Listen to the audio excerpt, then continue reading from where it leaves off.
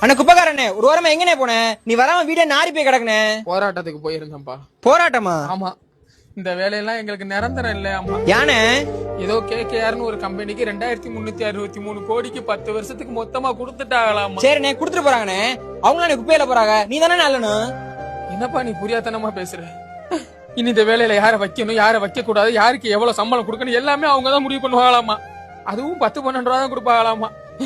அந்த 10-12 ரூபா வச்சு இந்த காலத்துல பருப்பு அரிசி கூட வாங்க முடியாதுப்பா. இப்ப வாங்க நம்ம எல்லாம் சேர்ந்து போராட்டம் பண்ணுவோம். அதெல்லாம் முடிஞ்சிருச்சுப்பா. போராட்டம் பண்ணி ஒரு பிரயோஜனம் இல்லப்பா. பாத்தியா, கோடியில கிடந்த குப்பை கூட கோடி கணக்குல போயிருச்சு.